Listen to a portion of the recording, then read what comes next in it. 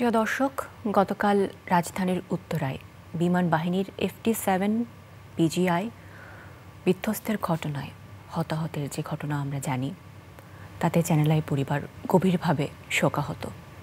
আজ রাষ্ট্রীয় শোক সন্তপ্ত পরিবারের প্রতি আমাদের গভীর সমবেদনা।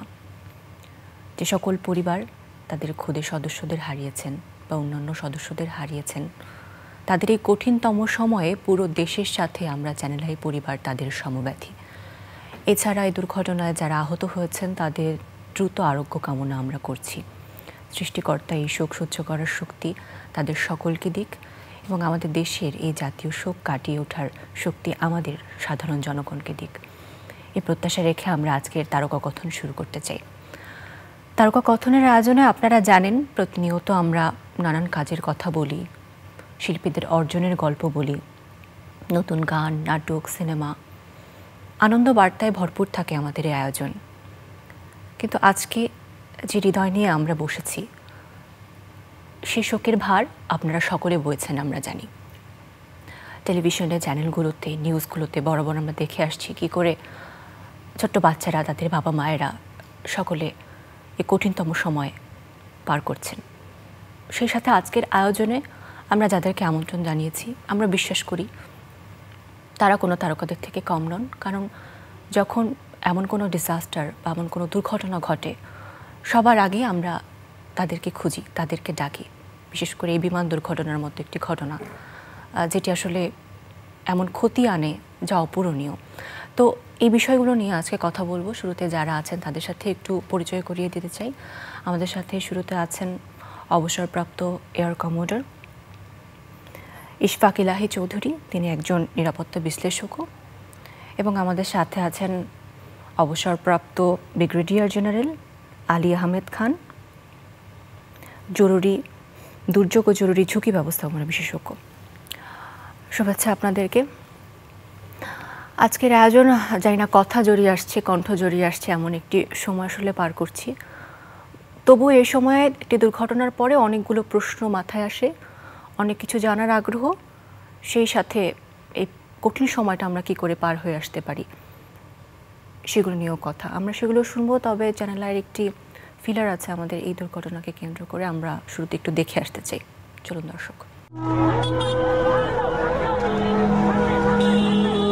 রাজধানীর উত্তরায় বিমান বাহিনীর FT-7 BGI বিধ্বস্তে চ্যানেল আই পরিবার গভীরভাবে শোকাহত। শোক সন্তপ্ত পরিবারের প্রতি আমরা সমবেদনা জানাই। সন্তান হারানো পরিবারগুলোর কঠিনতম এ সময়ে পুরো বাংলাদেশের সঙ্গে আমরা তাদের সমব্যথী। আহতদের দ্রুত সুস্থতা কামনা করি। রক্তদান সহ যে কোনো প্রয়োজনে আমরা তাদের পাশে আছি।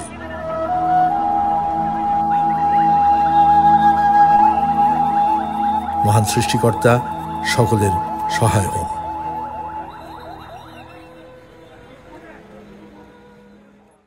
ইশফাক ইলাহি চৌধুরী, আপনার কাছে আমরা শুরুতে একটু জানতে চাই যে বিমান দুর্ঘটনা যে কোনো দুর্ঘটনার থেকে বেশি ক্ষতিকর বলতে পারি আমরা, কারণ যা শুধুমাত্র সেখানে যে যাত্রী আছে তাদেরকে ক্ষতিগ্রস্ত করেন না, একটি বিপুল সংখ্যক জনগণের সার্ভাইভ করার রেট যদি আমরা বলি অনেক সময় 0% পর্যন্ত থাকে। তো এমন একটি ঘটনা ঘটে গেল, তাও আবার এমন একটি জায়গায় যেখানে সব থেকে কম এক্সপেক্ট করতে পারি আমরা, একটি শিক্ষা প্রতিষ্ঠানে মাইলস্টোন। তো এই বিষয় নিয়ে আসলে জানতে চাই যে এমন দুর্ঘটনার কারণ আসলে কি হতে পারে, আপনার কি মনে হয়? প্রথমেই বলি যে আপনার মতো আমিও শোকাহত, এবং বিশেষ করে যেহেতু বিমান বাহিনীর এখানে একটা রোল আনলাকিলি হয়ে গেছে, তো বিমান বাহিনীর একজন প্রাক্তন সদস্য হিসাবে আমি মনে করি, আমি নিজেকেও একটা রেসপন্সিবল মনে করি, এবং আমার মনে হয় বিমান বাহিনী এবং সেই সঙ্গে সামরিক বাহিনীর প্রতিটি সদস্য আজকে এই ঘটনায় অত্যন্ত মর্মাহত, এবং আমরা সবাই এটা খুঁজতে চেষ্টা করব যে এটা কেন ঘটলো এবং এটা এই ধরনের ঘটনা যেন ভবিষ্যতে না ঘটে সেটার জন্য কি কি ব্যবস্থা আমাদের নেওয়া উচিত সেটা, এবং এটা আমরা কিভাবে মোকাবেলা করছি, আরও ভালো মোকাবেলা করতে পারছি কিনা। তো প্রথমেই বলি যে আসলে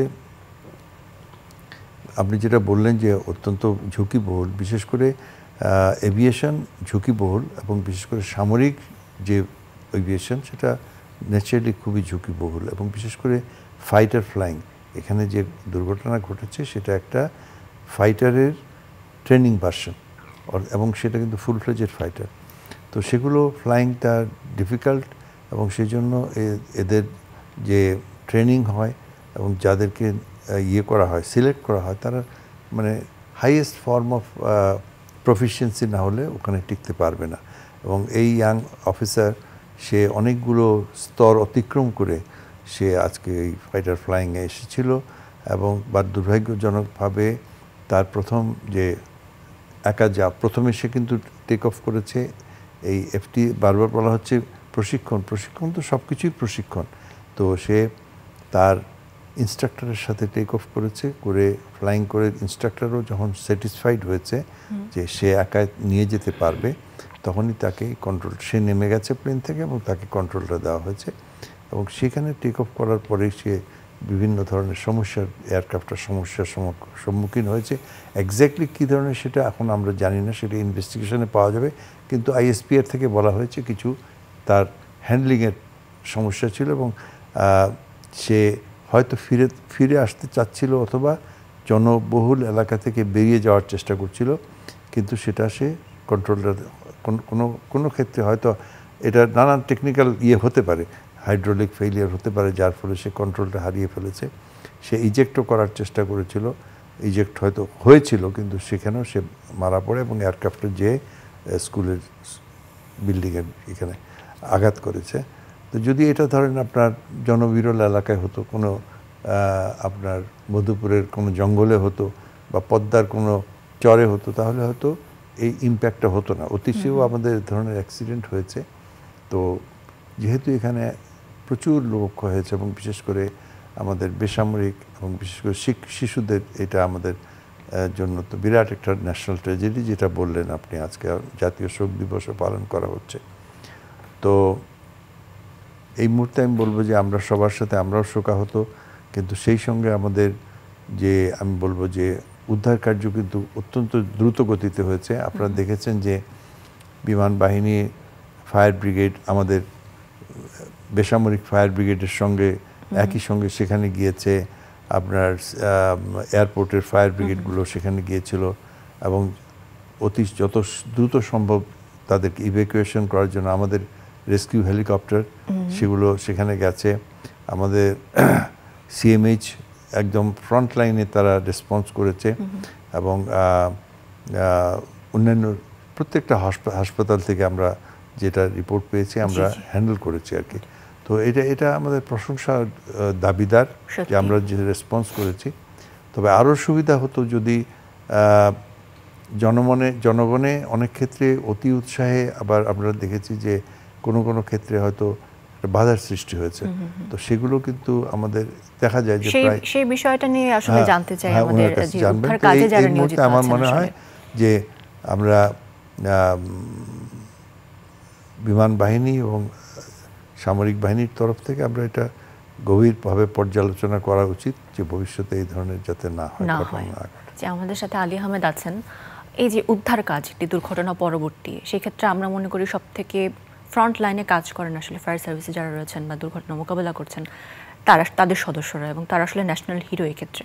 তো এমন একটি ট্র্যাজেডি, এটির পরে আসলে উদ্ধার কাজে যতটুকু তৎপরতা প্রয়োজন, সেই দিক থেকে আসলে কেমন চলছে আপনি কি বলবেন? আমিও সবার সাথে, আজকে জাতীয় শোক দিবস আসলে একটা আমাদের জাতির জন্য একটা খুবই দুর্ভাগ্য এবং খুব মর্মান্তিক ঘটনা। আসলে এটা কখনো হয়নি।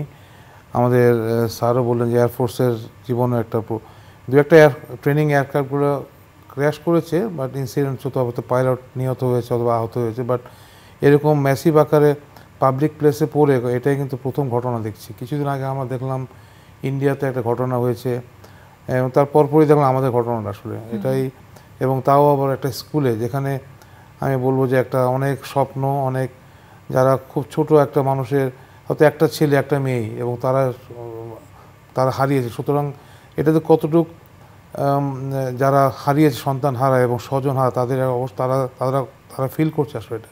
তাদের সাথেও আমরা সমবেদনা জানাচ্ছি, এবং অনেকে হয়তো মৃত্যুর সাথে ফাইট করছে আসলে এখনও। তো এর মধ্যে হয়তো আরও জানি কি মারা যায় কিনা, আমরা দোয়া করছি তাদের জন্য, তারা যেন কুইকলি রিকভার করতে পারে।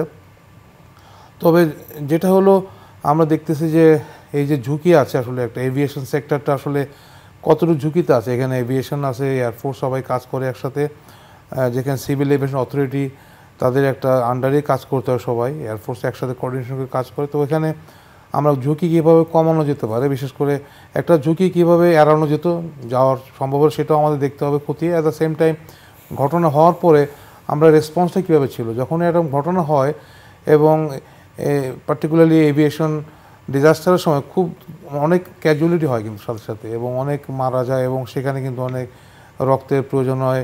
আমাদের হসপিটালগুলো প্রিপেয়ারনেস আছে কি না।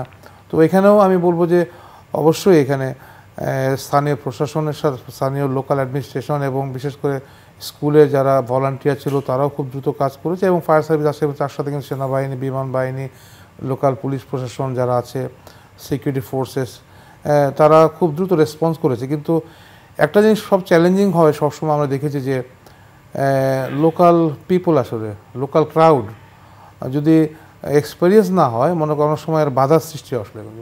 তারা হয়তো ছবি তুলতে পারে, তারা হয়তো ক্রাউড ব্যস্ত, ওরা কাজে ঝাঁপিয়ে পড়ে বাংলাদেশে এরকম, যেহেতু অনেক জনসংখ্যা বাংলাদেশ, কোনো ঘটনা ঘটলে আমরা দেখেছি আমার অভিজ্ঞতা থেকে সবাই এমনভাবে ঝাঁপিয়ে পড়ে যখন অ্যাম্বুলেন্স যেতে পারে না, হয়তো এভাকুয়েশন দিলে হয়তো গাড়ি, ফায়ার ব্রিগেড গাড়ি যাবে, গাড়ি প্লেস করার জায়গা নাই। এইগুলো একটা বড় চ্যালেঞ্জ আসলে। তো এখানে আমরা দেখি যে আগুনটা লেগেছিল এবং ফায়ার ব্রিগেডের পানি দিয়ে আগুনটা বা ফোম দিয়েছে, এখানে আগুনটা দ্রুত নিভানো হচ্ছে। তার আগে কিন্তু একটা বড় ঝলসিয়ে অনেকে এটা নিহত বা আহত হয়েছে আসলে, যেহেতু একটা প্লেনের একটা এক্সপ্লোশন হয়েছে এখানে, তারপর আগুনটা ছড়িয়ে গিয়েছে। তবে যেটা আমরা দেখেছি যে এমার্জেন্সি রেসপন্সের জন্য আশেপাশে উত্তর হসপিটাল, ক্রিসেন্ট হাসপাতালগুলো দ্রুত লোক নিয়ে গিয়েছে, এবং সিএমএইচও রেসপন্স করেছে এখানে, অন্যান্য বার্নটেন হসপিটাল, এবং এটাও দেখেছি যে আমরা ইভেন মেট্রো রেলের মাধ্যমে কিন্তু লোকজন শিফট করা হয়েছে কিন্তু ওই, এবং জনগণের একটা স্বতঃস্ফূর্ত ভাব একটা আছে। কিন্তু একটা জিনিস সমস্যা যে একটা ভলান্টিয়াররা যদি ট্রেন না হয় এটা সমস্যা, কারণ train volunteer is sometime asset, আবার কিন্তু আনট্রেন ভলান্টিয়ার বা লোকাল তারা হয়তো অনেক সময় ডিস্টার্ব করে। এটা একটা আমাদের ভলান্টিয়ারের কি ক্রাইসিস আছে? ফায়ার সার্ভিস, সিভিল ডিফেন্স কিন্তু সবসময় একটা লোকাল ভলান্টিয়ার ফোর্স থাকে, কাজ করে এইভাবে।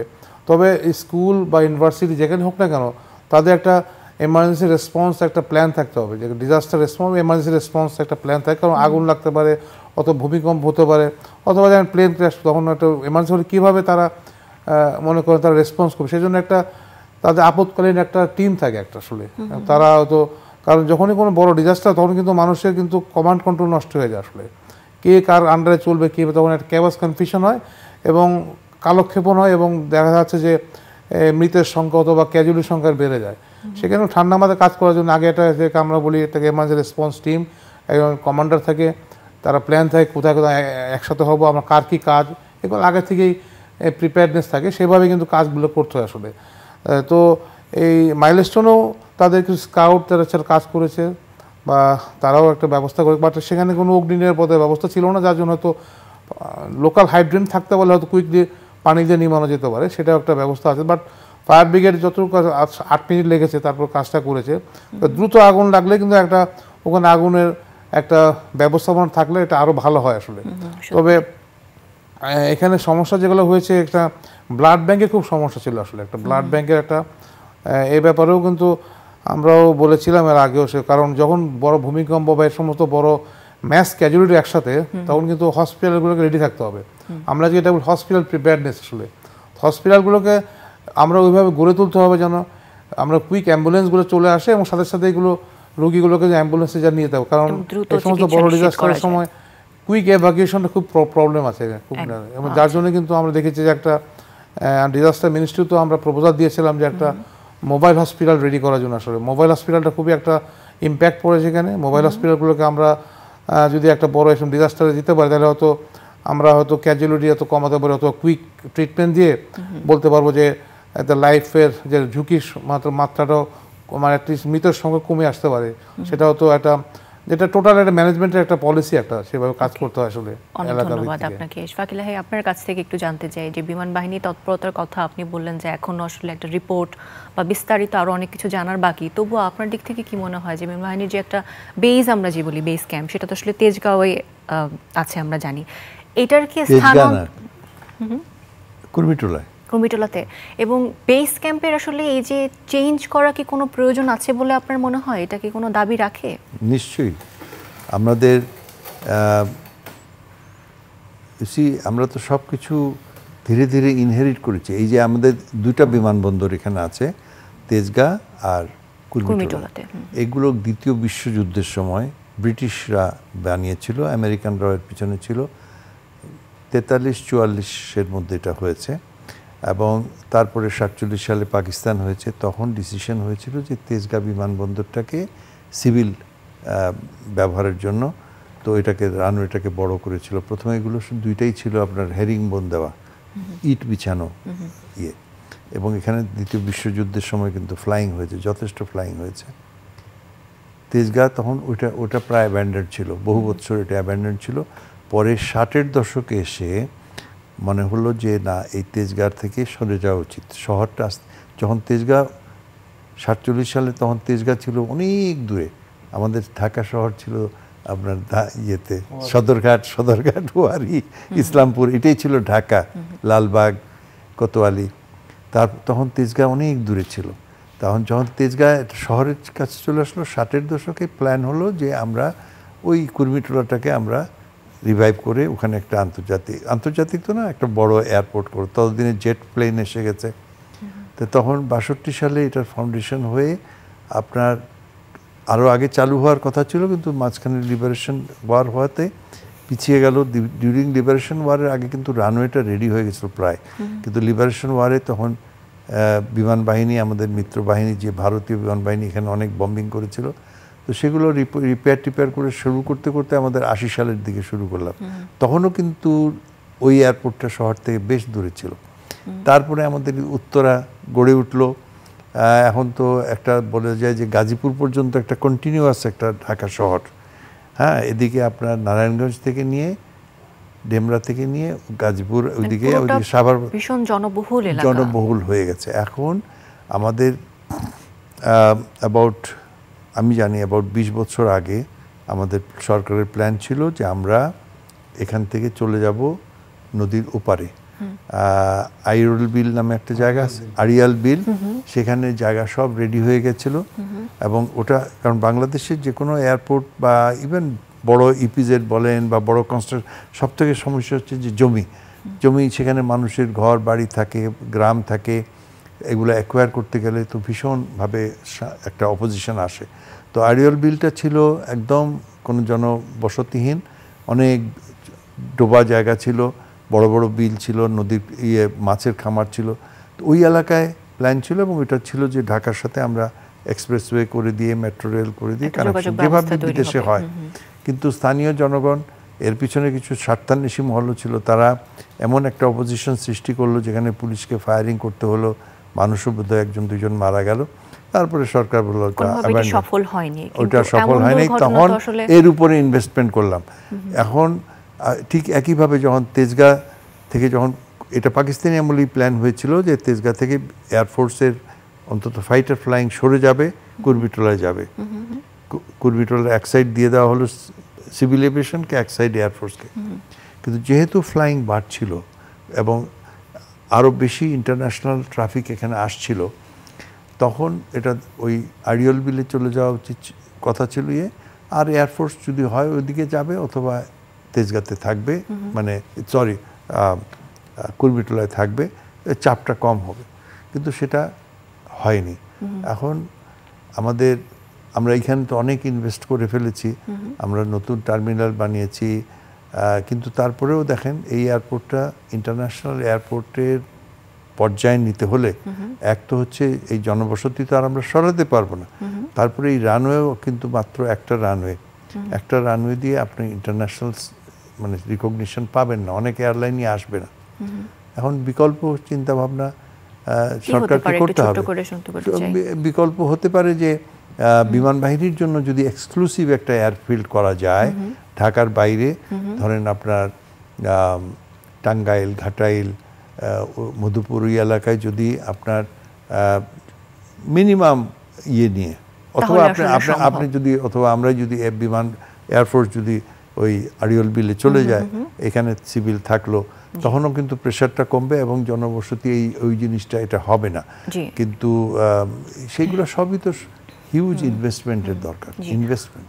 অনেক অনেক ধন্যবাদ আপনাদের দুজনকেই আজকে এমন কঠিনতম সময় আসলে আমাদের এসে আপনারা আপনাদের দিক থেকে চিন্তাটা আমাদের সাথে ভাগাভাগি করলেন। অনেক ধন্যবাদ, ভালো থাকবেন।